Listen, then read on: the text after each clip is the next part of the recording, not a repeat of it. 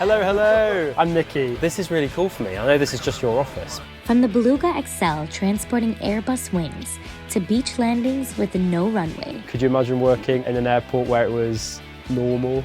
No, not at all. To afternoon tea 35,000 feet in the sky. There are thousands of people working behind the scenes to innovate our time spent in the air. This season, we traveled the globe to give you a closer look inside the aviation industry. Welcome to Airplane Mode, Season 2 Marathon. This is the Airbus A330-743L, more commonly known as the BelugaXL. Today, we're going to get swallowed by this beast. This is the aircraft that transports parts all around Europe for Airbus. And we're going to take you on the inside. Welcome to Airplane Mode.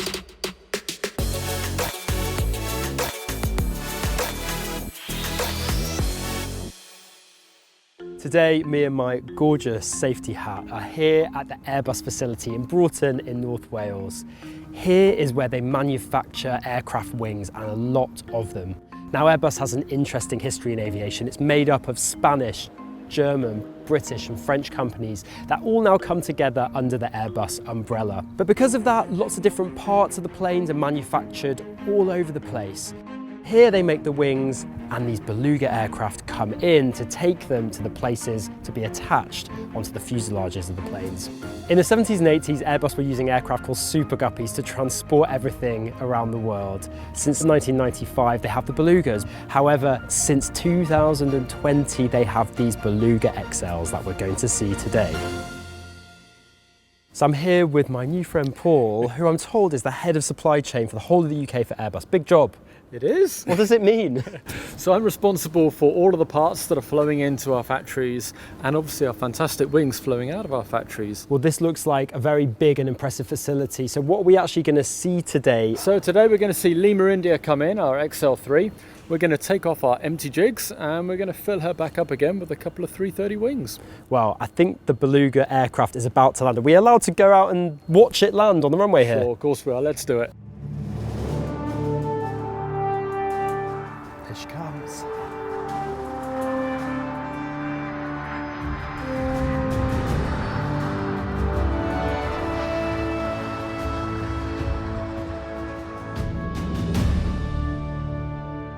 More dream come true moments. I'm going to get in this tug and we're going to pull in this beast.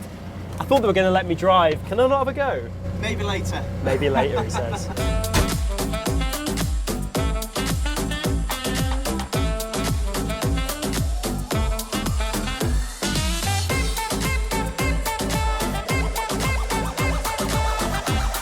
Oh, there he is. How'd you get in there? So what we're seeing today's delivery from Toulouse. This would have left here with wings on it, and now it's been returned ready for us to put wings back on it. So we're now pulling this off. It's coming onto the VIR, and then it's going to move forward on its rails onto our cargo border loader. And how many wings on a normal day, or unloads and offloads, are you going to do? So we can take up to 6 Belugas in a day, and we can get all sorts on a Beluga. We don't just bring wings or empty jigs back in. We can also bring A350 covers as well, so the top and the bottom skin that you'll see on an A350 wing, they come from different Airbus sites and they're also delivered by Beluga too. What are we about to load on here? What we're about to load is a pair of A330 wings, and these are going to go to Bremen today, where they're going to be finally equipped, and then they're going to go to Toulouse, which is our final assembly facility, where we'll join them up to the fuselage and then deliver them to our customers. Welcome to the biggest front door ever. This is insane. It looks absolutely enormous. How big actually is it? What's the capacity and what can this BelugaXL carry? At the opening, the doors are 7.5 metres by 8.1 metres, so they are as big as they're looking. In terms of capacity, we're able to take 2 A350 1000 wings straight down the middle here, so it's a really big aircraft. So we've got our empty jigs moved to one side. Now you can see our 330 wings are shuffling along on their rails, ready to be lined up with our Beluga interface rack. There's no messing around, is there? Not at all. We're really proud of the turn time here in Broughton. We're consistently turning the aircraft from chocks to chocks in 60 minutes. I feel like I'm getting on some kind of spaceship here, but now I've been given the opportunity to climb these stairs, to go into the cockpit, to have a chat with the pilots that fly the Beluga. This genuinely feels like a spaceship. Hello, hello. I'm Nicky. Can I sit here? Yeah, of course. This is really cool for me. I know this is just your office, but this is like very exciting. We used to say that we have a very nice office, you know. The wallpaper is changing every time and the view is wonderful. The aircraft is, you know, it has very high performance. We can make short landing, short takeoff. You're about to have some wings put inside. Yeah, you see the wing? Does it fly differently for you when you're fully loaded? There is not a big difference. My last question is like, can I have a go? Can I fly the plane? I think the laugh was a hard no with a smile.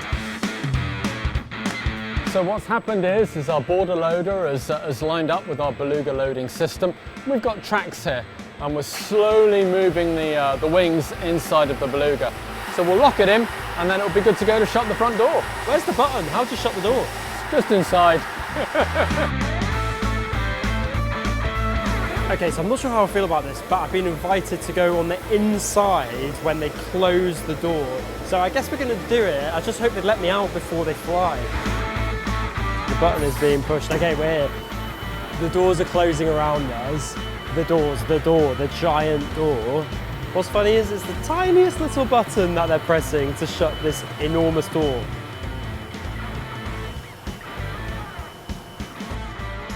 We're in. Woo!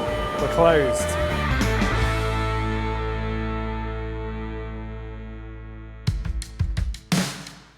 I never thought I'd be coming to the middle of Wales to go whale watching, but I am, and the Beluga's getting pushed back now and we're going to watch her take off.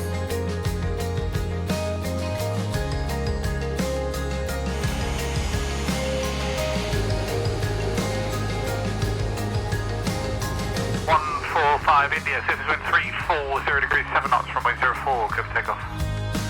Runway 04, going to get 145.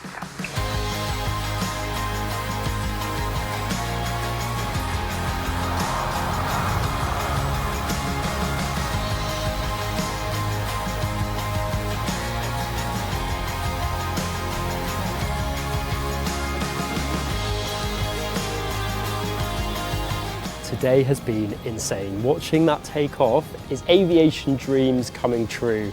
The whole experience today has been unbelievable. And if you want more cool insider stuff like this, stay tuned and subscribe for the next airplane mode. For now, nobody's looking, so I'm gonna hop in this tug and go for a ride.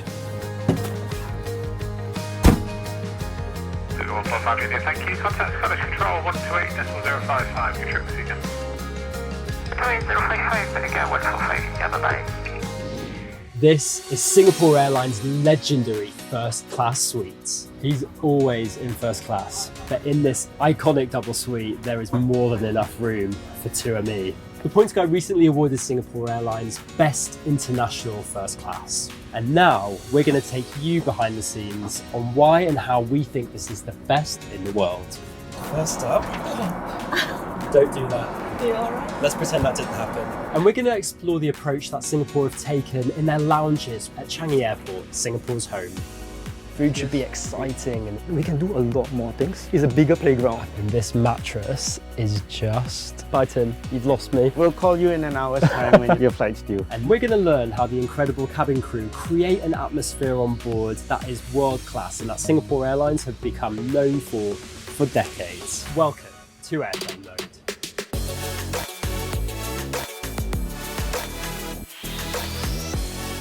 Singapore Airlines has a long history of exceptional service in the air.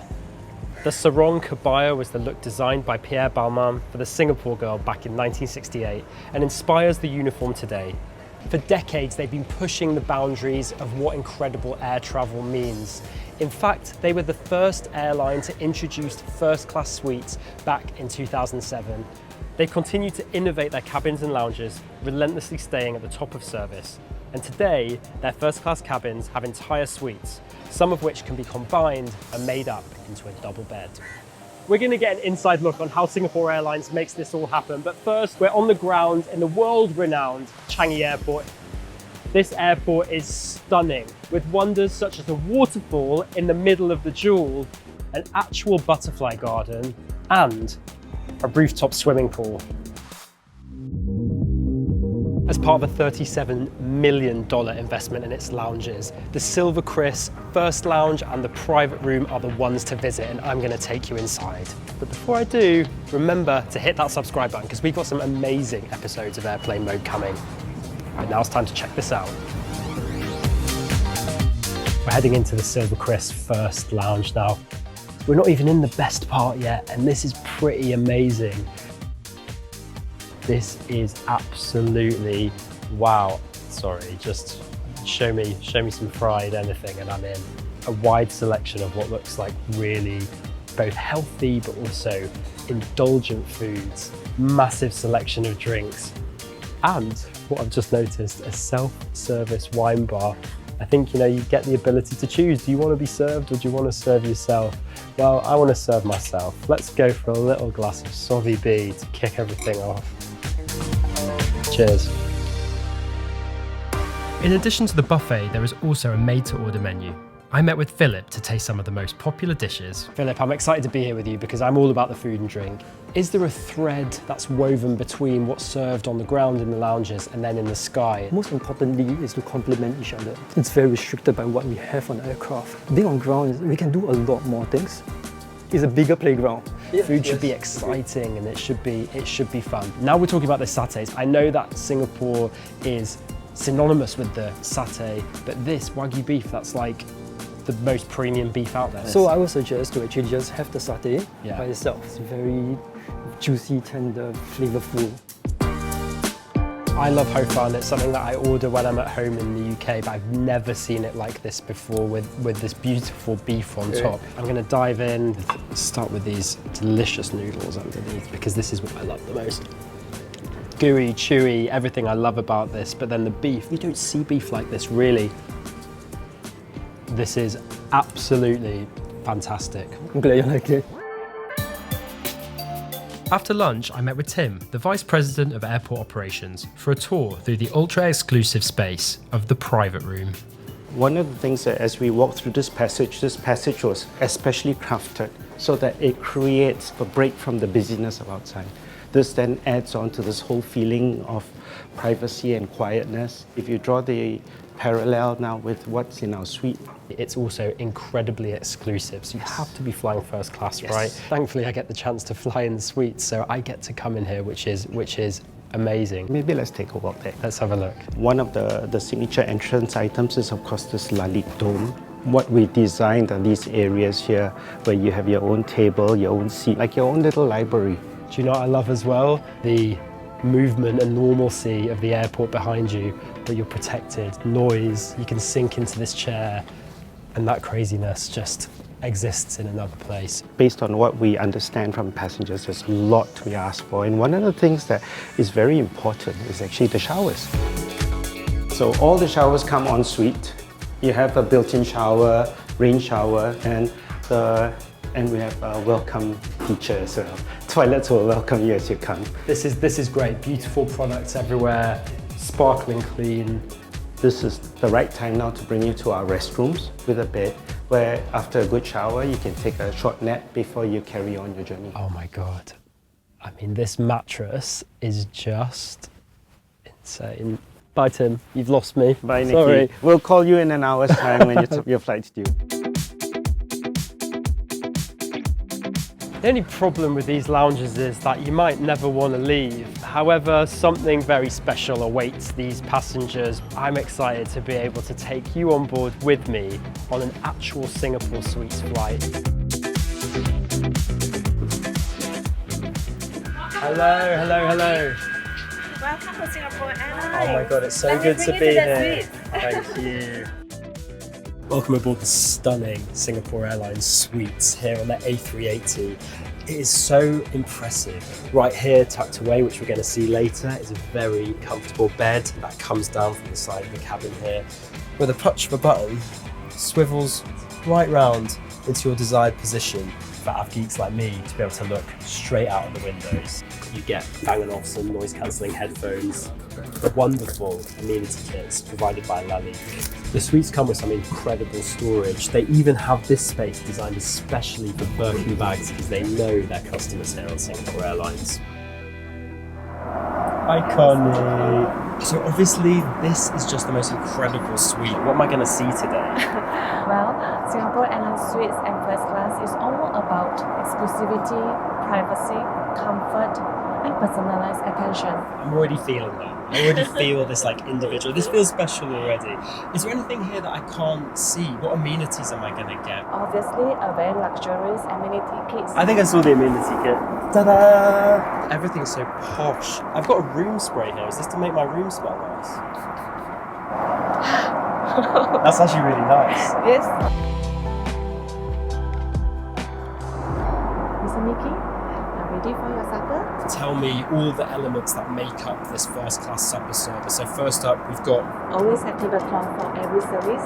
Anti-clockwise, we have the bread plate, butter, salt and pepper, plus cutleries, and last but not least, the presentation plate.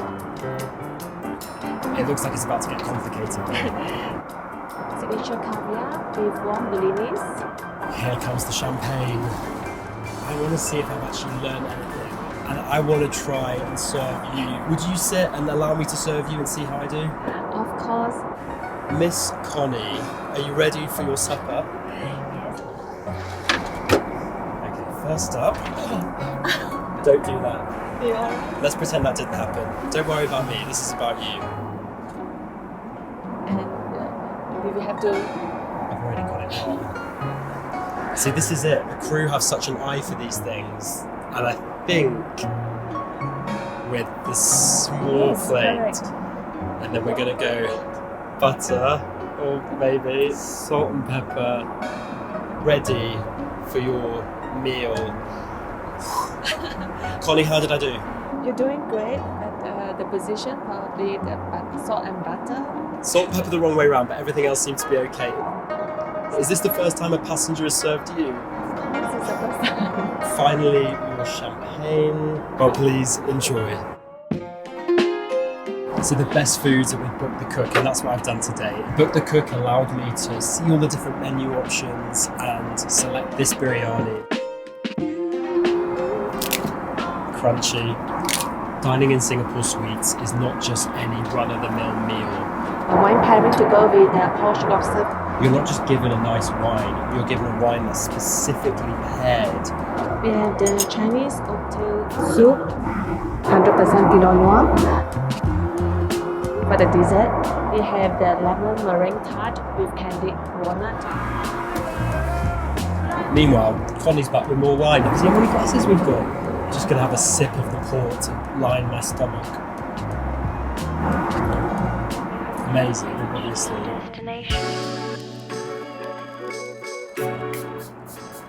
I've got into my Lalique pyjamas, got my Lalique facial mist, and probably what's one of the chicest bathrooms in the sky. It's big, there's vanity mirrors. You can sit down here and choose from a selection of amenities.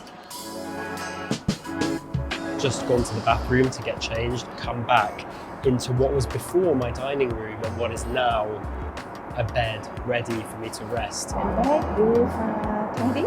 I just wanted to say thank you because you really made this unbelievably special for me.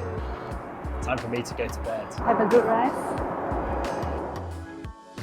We don't like wafting in first. No wafting in first, wafting in okay. first. Plates, where's the stuff? Looking for my tongy things, there they are. Right, this is the thing that whoa! I'm gonna just get a clean one. There we go. There's nothing more British than afternoon tea. And so we're here at the iconic UK airline, British Airways, where they serve afternoon tea up in the sky to their first class customers. We're gonna go behind the scenes with Doe & Co, where everything's made, and then I'm gonna learn in the Global Learning Academy of BA how to make and serve afternoon tea in the sky. Welcome to airplane mode.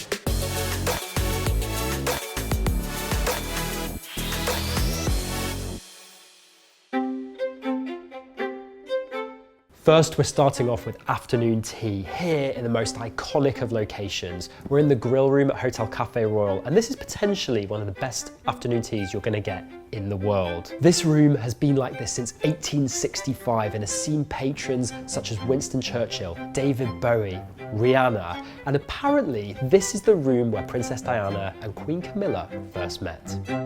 For those of you that don't know what afternoon tea is, it is not just a tea bag in some boiling water. It's an event. Thank you. It's a celebration. We have these tiered plates. There are finger sandwiches, there are cakes, there are pastries, and of course, the iconic British scone. Now, this is what afternoon tea is like in a top-class London hotel, but now we're going to look at how British Airways does it at 35,000 feet.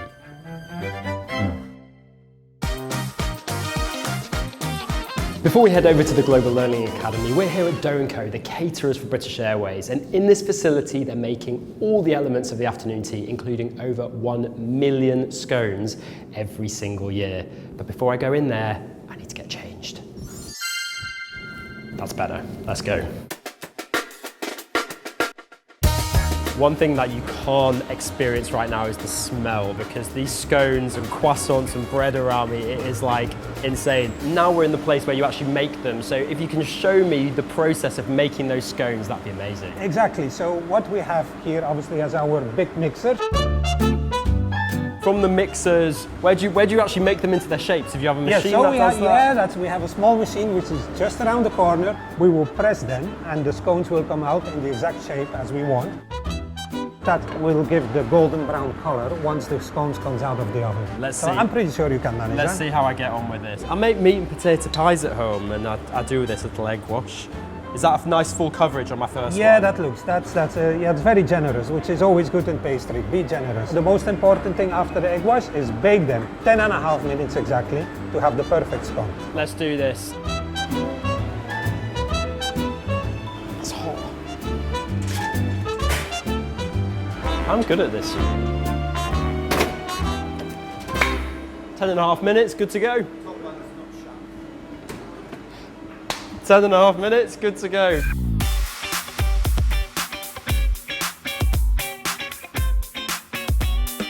Okay, these scones are ready. They look insane. Woo! Wow. Can we taste them now? Scones, yeah, exactly. All right, I want to pick a good one. I'm going to go for this. Are you going to try it too? Yeah, definitely. Come on then, let's do this together. Cheers. Cheers. Yeah, perfect. Oh my God, that is sensational. And that egg wash, unbelievable. Perfect Who job. did that? Yeah, I don't know. Now what will happen, we will let them cool down and then they will be packed. They will go in an oven bag and on board the crew will reheat them and they are ready to serve. Now we've seen how this food gets created, I'm going to learn how to serve it on board. Right behind us here is the Global Learning Academy, and that is where the crew get put through a 4-day training program to learn how to serve in first class. And I'm going to do it, but I'm not doing it alone. I am with my sister, Danny. Hi. Hi, Dan. Right next. Danny's partly the reason why I'm so obsessed with aviation. She was BA cabin crew, first class trained, and you've got a keen eye for service. So she's going to come along with me and she's going to judge me once I've learned how to serve afternoon tea. Can't wait. Let's go. Okay, so here we are. It looks pretty real. Is it real? Are the ovens real? The oven's real, the beverage makers are real, the espresso machine's real. So we're going to do afternoon tea. And the first thing we have to do is we get one of our lovely silver trays and we build our table layup. So all the equipment that we place on it is called a table layup. We don't like wafting in first. No wafting in No first, wafting okay. in first. Because we've already made our table layup tray, we can just be back in a flash. So often as not, we tell our colleagues to put the first thing down that might fall over and break. Okay, so now we're going to start plating up all of our food items. Quite a tight space in our galley. So first thing, that's not the easiest thing to do. This is where it's all going to fall apart for me. I know it is. Does this have to be in this order? So always the cakes on top and the savoury on the bottom. Okay. Sweet tops, savoury bottoms. I'll remember that. And one thing we want to do is to quenelle our clotted cream. Quenelle. Quenelle. I don't think I know that word. Let's think rugby ball shape. 2 spoons, always the best way. And then the all-important part of afternoon tea are our scones. And we load up our basket. Okay, right Nikki, let's go. We're now going to deliver our speed mark cakes down to the customer. Jennifer! Hello. This is the bit I'm most excited about because I love tea. Good. Well, we're going to now move on to how we would serve our tea for our customers. So we then bring our teapot, make sure that's on the tray, and we want to show the brand, our Twinings label. We'd also want to warm our teacup. So now we're ready, Nikki, to serve it to our customer. Okay. So we'll take our silver tray. I'm sure you've seen earlier, it's quite weighty, so you have to be careful when you walk out. Just practicing. Place the teapot down, milk, sugar. It's a lot.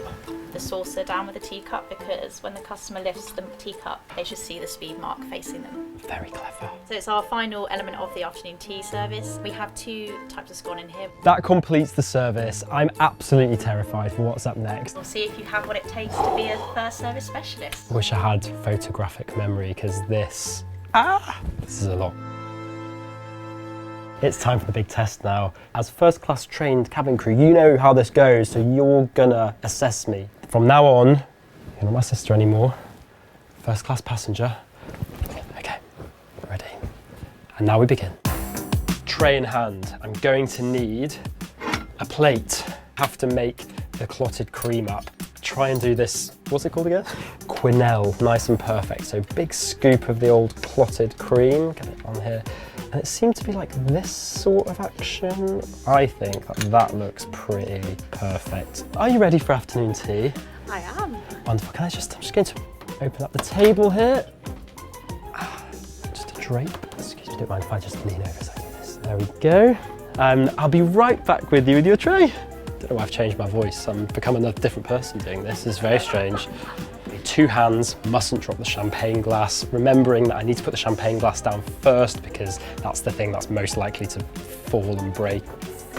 Oh, I'm sorry, I should have held them at the bottom. Now it's time to make up the sandwiches and cakes. Okay, plates into here, I think. Where's the stuff?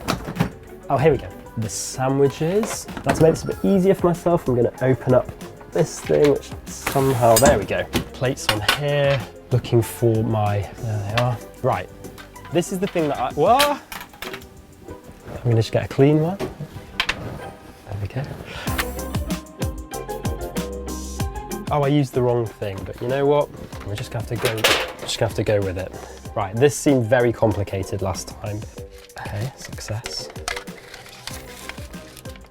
Not so successful, and that's really hard to get it out. Okay, there we go. Lovely stuff. Right, now we've got sweet top, savoury bottom. Savoury bottom, sweet top. I think that looks quite good. I'm gonna go serve this to my passenger now. Danny, here are your wonderful sweet treats and sandwiches. I think he's doing quite good. I'm a bit thirsty, if I'm honest. He hasn't offered me a drink yet. Okay, full English strong breakfast blend, that's what we want. Right, let's get this open. That wasn't an approved method, but I think it works. We're going to keep the string. Ooh. Cup needs warming, so hot water, gentle swirl. Don't spill though, out into the, whatever that is. Milk. Sugar, brown and white, and little nipper. Okay, tea is ready to go out, let's go. Oh, I got a cup of tea. I've got your cuppa here for you. I'm parched, Nikki. And I'll be right back with your champagne and your scones. Okay, champagne time. This should soften my customer a little bit, I think. A nice healthy pour, it's gonna be a long flight. I think he was supposed to pour me my tea, and he hasn't given me a napkin yet. I've just remembered something. I didn't put a napkin on my customer's lap, which I'm going to do as soon as I go back. Danny! Hi, Nikki. Hello. So I've got for you today a fruit scone or a plain scone. What would be your preference? Oh, a plain scone. Would you like a fruit one too? Go on. Go on then. Just for Treat today, yourself. it is a treat. That is our afternoon tea, but I must just do one quick thing. You know, now you're ready to eat. I was just about to mention. Gentle drop, not a waft. May I? You may. Oh, just a slight waft, but I'll let you off. Please enjoy your afternoon tea. That was really quite stressful. I'm really not sure how I feel about that. And you know your eagle eyes were on me, so how did I do? There are a few little pointers that we noticed. When it comes to offering champagne, just giving the customer the choice of the 3 that we do have on board. Oh, she don't know the difference sparkling anyway. You did a lovely non-waft with your tablecloth.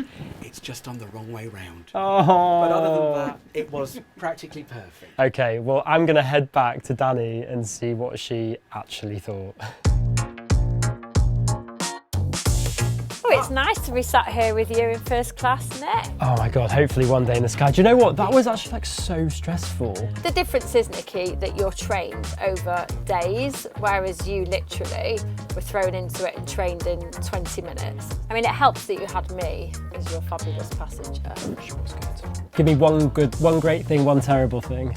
Your personality oozed through. You were warm, friendly. Afternoon tea-wise, you served it really well. You did forget my napkin. Bloody napkin, the bloody napkin. So cheers. It was a pleasure serving you. Well done. And do you know what? Me. Kudos to people like you, because this is not as easy as it looks. That's what I've really learned today. Here come judge, jury and executioner, probably with some news. Don't know what this is going to be. They're smiling. This looks good. Is it good?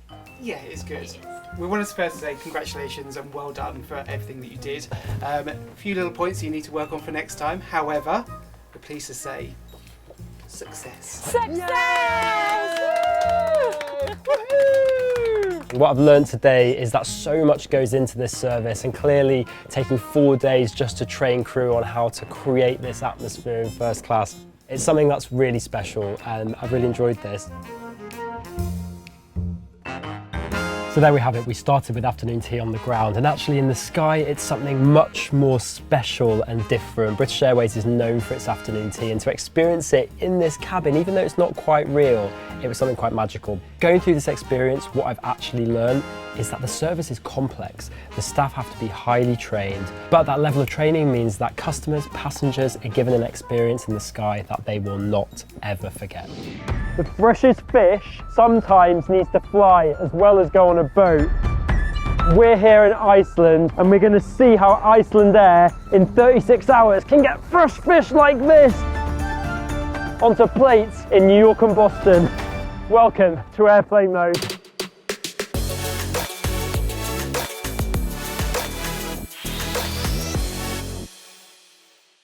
Iceland is famous for its fresh fish, but you don't need to be in Reykjavik to eat that fresh Icelandic cod.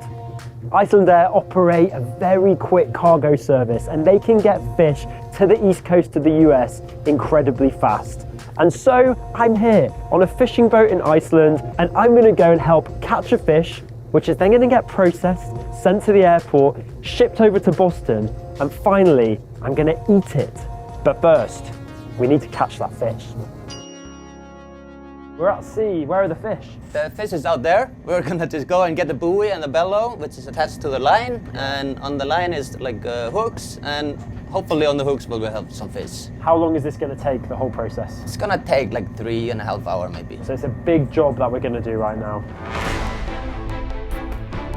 Take up like this. All right, lovely stuff. Let's do this.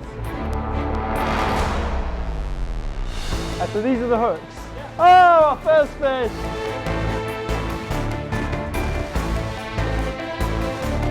I don't think I'm being much help here, but it's definitely fascinating to watch.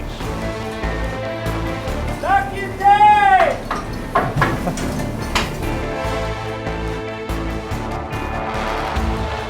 Oh, it's so intense.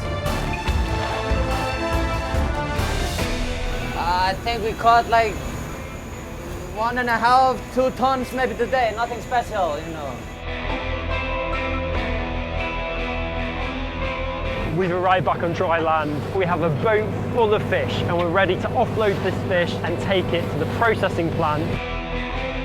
But I've caught my fish, and I'm gonna call him Colin. Here he is! Yeah, oh, that's a nice fish. Oh, he's a big lad. Yeah, he is. And this guy is gonna come with me to Boston.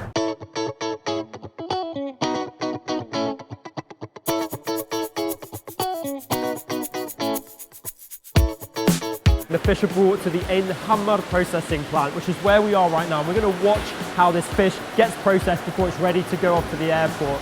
And I've got a special friend with me, Bilga here. She ensures that the fish is of the best top quality, and she's going to show me around. The fish are sorted into size depending on who they're being delivered to. My Colin, is he a big boy? He's in the big one. Yes, yes. Come on, Colin. They are cutting the fish up there.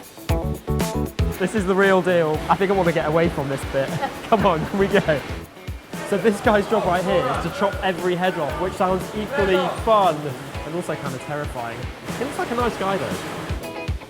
The trimming looks like the most technical thing I've seen so far, and I love something technical. Am I able to have a go? Can you teach me? Yes, do you think you can do it? Probably not, but it's worth a try. Let's try. Here we go. I can't believe they're letting me try this. Okay, and then you turn it around.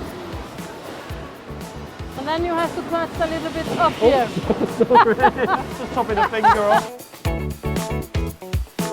From here, they're going to get sent out straight to the airport. Yes. All right, Colin, off you go. You've got a flight to catch.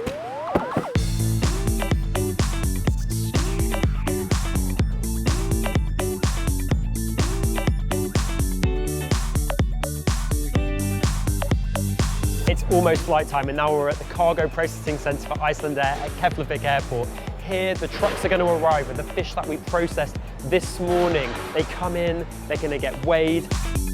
They're going to get taken over to the X-ray machines, then chilled before being put on pallets, being chilled again and taken over to the aircraft where they're going to be flying over to Boston. Colin? I think he's in there. They didn't tell me I was going to have to work like this. All right, we're loaded.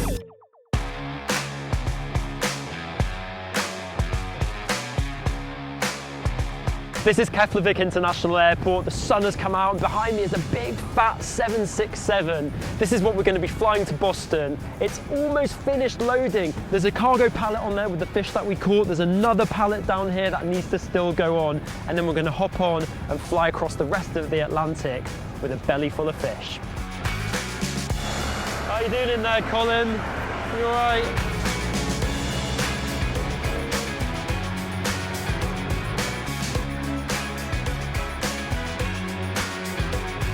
I don't think I want to fly in there. I'm going to go upstairs. Oh, much better for me up here. We're ready to fly to Boston.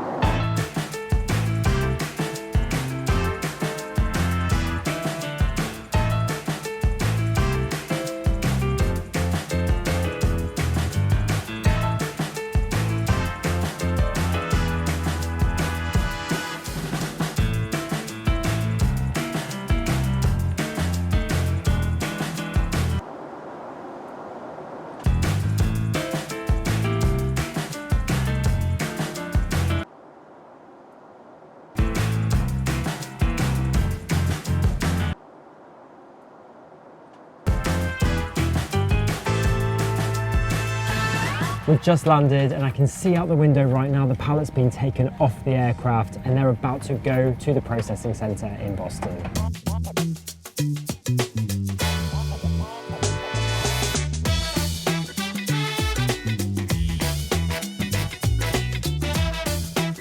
We're here at the North Coast Seafood Processing Plant, and right behind me this truck has just arrived from the airport with pallets full of fish ready to be processed inside here.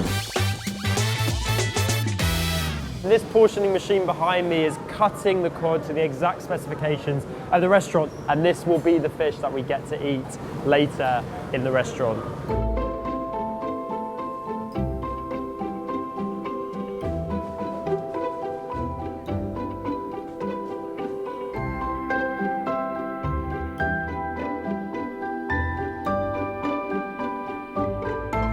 Here we go, packaged up, beautiful, ready to go to the restaurant. And do you know what? I'm getting hungry.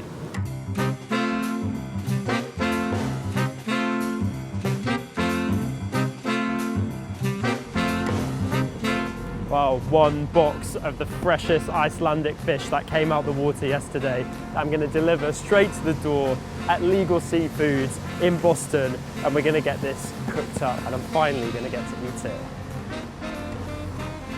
Delivery! Fresh from Iceland. I've got a very special parcel for you. I caught this in Iceland yesterday. Some lovely fresh cod. Do you reckon you could do something with that for me? Absolutely, sir. Is that good? Have I done a good job here? So if you caught this fish yesterday and it gets out to the guest in under 36 hours, that can't be beat in 99% of all seafood restaurants. So you're happy as a chef, this is really what you want? Yeah, this has great texture. Obviously there's no color. This is beautiful, beautiful fish. Well, I want to watch you prepare it now because I'm starving. You're gonna see it start to turn opaque to white, and when it gets about a third of the way through, that's when we're gonna flip. We've been on a real journey and it's all come down to this. That's how you get that beautiful color.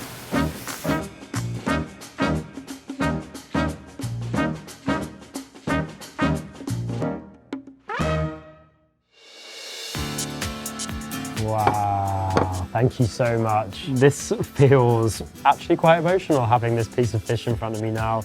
We've been on a real journey from the actual sea where we caught the fish to the processing plant, watching the hard work that goes into making it so perfect and packaged up, ready to be flown on these giant Icelandair jets over the Atlantic, making the whole thing so quick and getting onto these plates after being processed again here in Boston, cooked beautifully in a restaurant.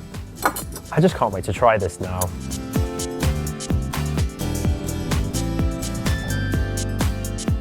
That's pretty special. It does taste incredibly fresh. I feel very honoured to have been on this whole journey. For now, enjoy every single bite. I'm here on the island of Barra, 40 miles off the western coast of Scotland. The easiest way to get here is by plane, but there's no runway. All there is a beach. And so we've come here to find out how Loganair and Barra Airport run a service where your runway disappears to the sea twice a day. This is airplane mode.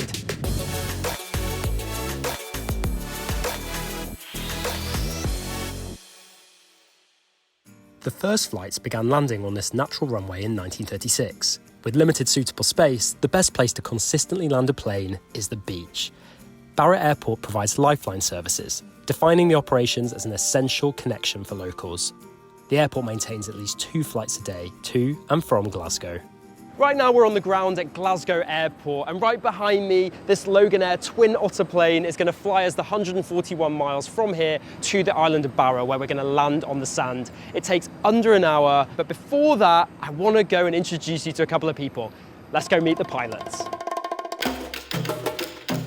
Talking about the Twin Otter specifically, what terrains can these aircraft land on? This one in particular, we can land on any international airport, no problem. We can also land on soft grass, but you also get lots of variations of this. So you can get larger tyres that can land on rainforest, stone downs without any problems as well. My mind is kind of blown that we're about to hop on this little plane and land on a beach. What are the differences between landing on a beach and landing on other terrain?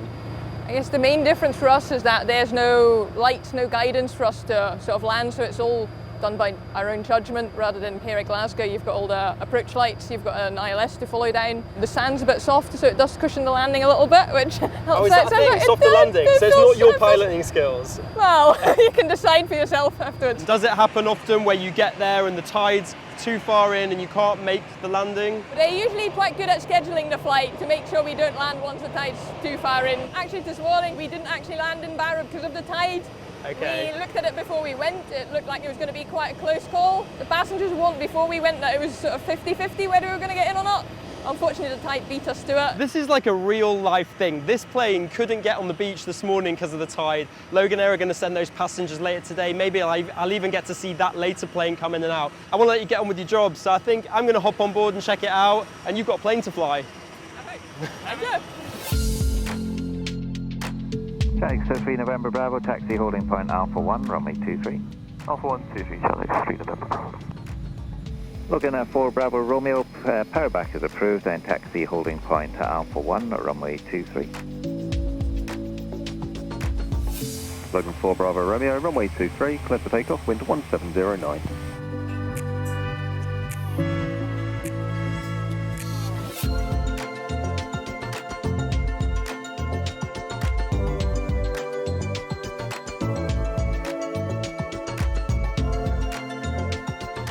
The sun is shining, we made it off the ground, we're on our way to Barra. In 15 minutes we'll be there, but we won't really know whether we can land on that beach until we're really, really close.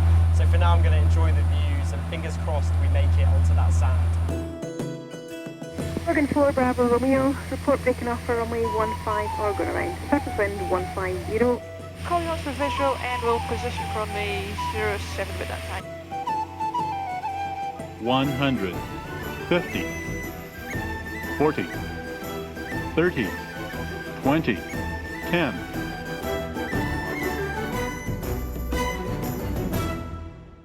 Well, my first time landing on a beach, and that's an experience I'll never forget. It was as magical and crazy and beautiful as I thought. And now we're going to go meet the people that run this airport on the ground. Right, we've got Steve here. Steve tells me he's the crew manager, but I don't think any title encapsulates what you do here, because you do about 1 million things, right? Yep, we do absolutely everything. Well, I'm crew manager in the fire service, but that can vary because you're still part of the crew. Today I was a driver. Well, every morning before the shift starts and the watch opens, we have to make sure everything's working. Do a high and low pressure check on that. So just vent it. Everything's good. Yeah, happy to go. Just power information, fire 2, UHF radio check. Do you think there's any more beautiful test run that a fire engine's out on this morning in the UK? I'm biased, but I would say no. This is pretty nice. It's not a bad office. Well, that's our test run done. Everything seems to be working fine, so I'll record us as back on station.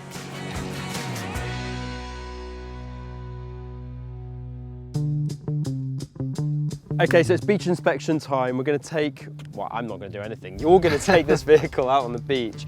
What are we looking for here? We are looking for any foreign object debris. It could have been washed up with the tide overnight. Well, let's head out and check this beach runway, make sure it's fresh and ready for the planes. Definitely.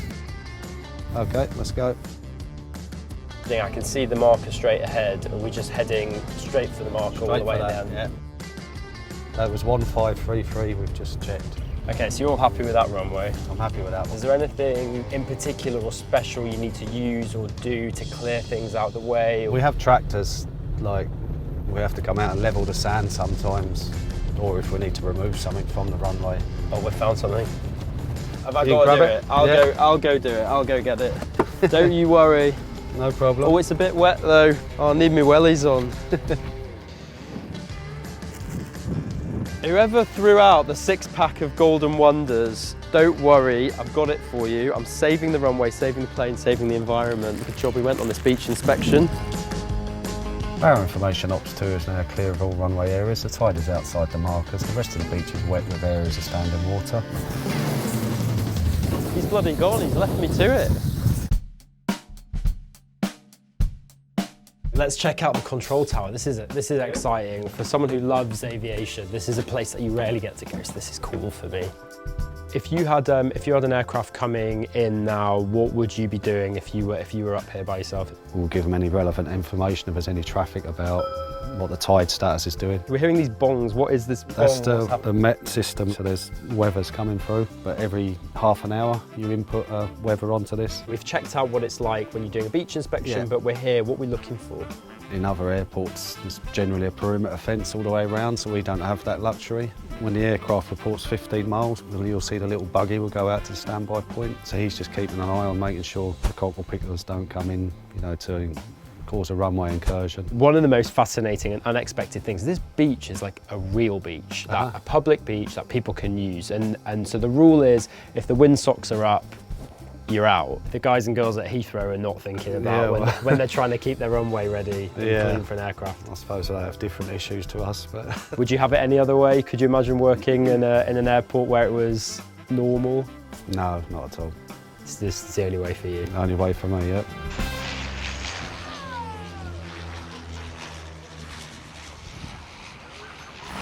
It's time now to get the full experience. We've landed on the beach, we've experienced the airport, and now I'm going to experience my first ever beach runway takeoff.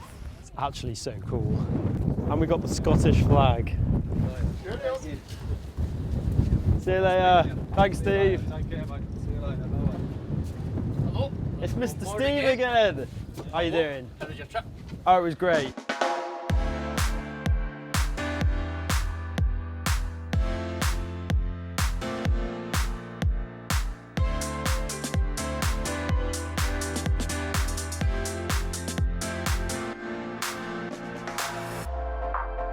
So back on the ground in Glasgow after an incredible experience, both landing and taking off on a beach runway. It was something I've wanted to experience for a really long time, but it was also fascinating to go behind the scenes of the operations at Glasgow Airport. And if you like this, we've got some more incredible aviation stuff coming for you, so you should subscribe to this channel right now and see you for the next airplane mode. Could this be the future of air travel? Right behind me is Wisk's 5th generation air taxi. It's electric powered and it's autonomous, there's no pilot, and we're gonna watch this fly. We're also gonna take you behind the scenes at Wisk HQ, where we're gonna see the 6th gen aircraft. That has 4 seats, and that's gonna be the one that goes to market. This is gonna be really cool, and you're gonna get a look into the future. Welcome to airplane mode.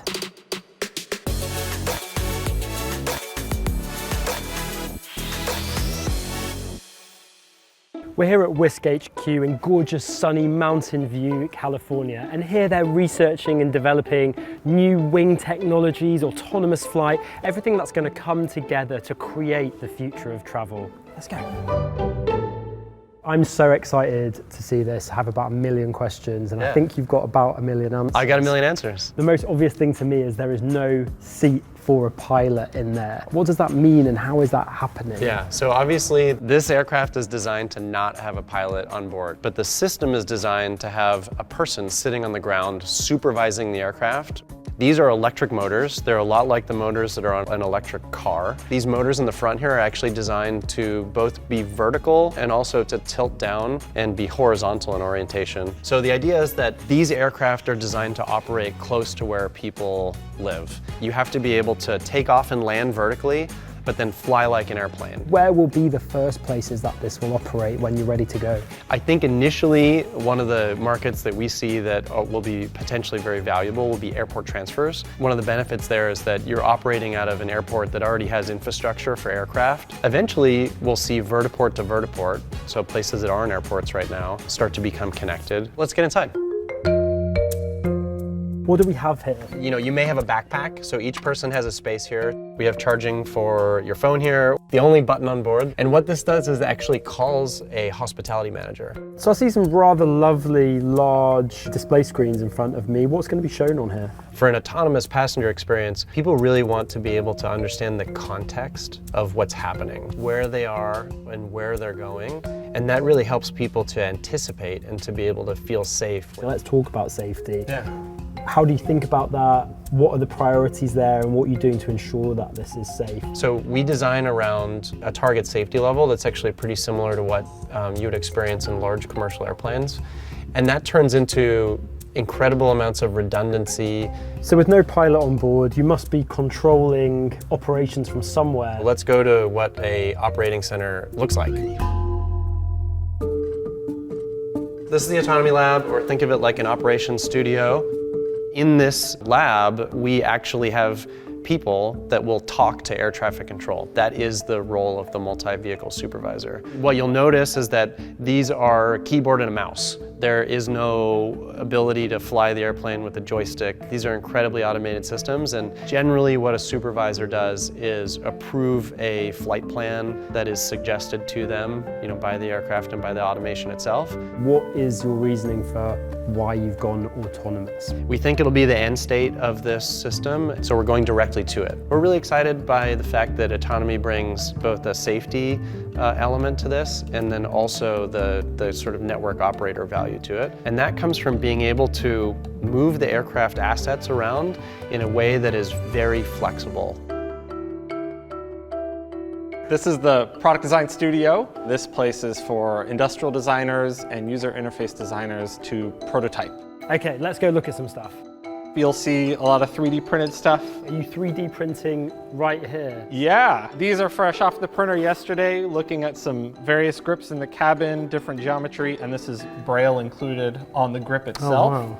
You want to communicate to someone if something is safe to use or if something is dangerous. Which one of these feels safe and which of those feels dangerous? Safe, dangerous. Yeah, exactly. Having that tactile reinforcement of, hey, this is a grip, this is safe to use, or hey, this might be that emergency handle and I should be playing with that. Because there's no pilot, there's no crew there, it's all about like guiding people in a way that they might not even be aware of. But That's exactly right. And this is exploring how to do that with form, and then we're also reinforcing it with the colors, materials, and finishes. Can I get in here? Yes. Let's talk inside. No, this is nice, wind in your hair. Not the most aerodynamic solution. What's it going to feel like when that first aircraft takes off with a passenger in it, a real paying passenger?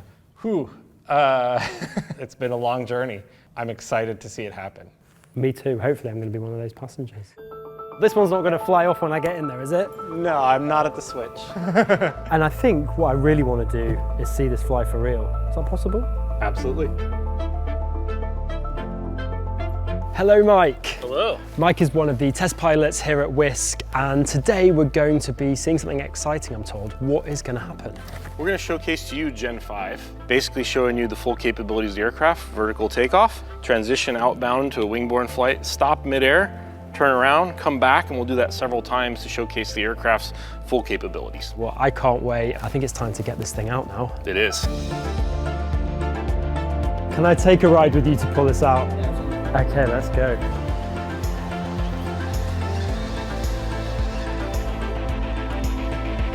This is so exciting. It's the most beautiful morning out here in California. Zap in position for liftoff, flight plan 810. Selecting liftoff now.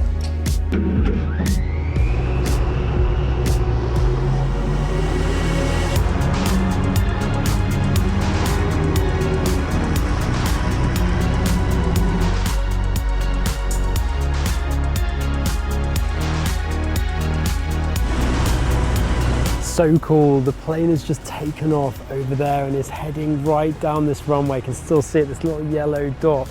And what's really noticeable is it's so quiet, so graceful, the way it just like floats up, sets off on its merry little way. Pedal turn, about to accelerate.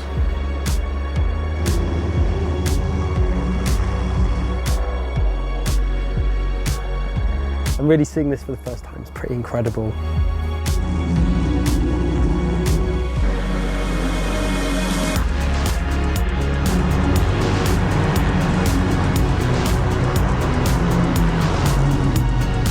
Okay, ground contact, touchdown. Autopilot state is off. Fans are stowed. Post-landing checklist complete. Perfectly executed test flight that we've just witnessed. It was really quite incredible. It's not quite like anything you've ever seen before. It doesn't move like a helicopter. It certainly doesn't move like a normal fixed wing plane when it's going up and down and turning. Do I want to be in one of these planes? And actually, I can't wait for technology to take us to a place where I'm able to jump on board one of these. Would you go and fly on a self-flying aircraft? Or maybe you'll get to see me doing it in another season of Airplane Mode.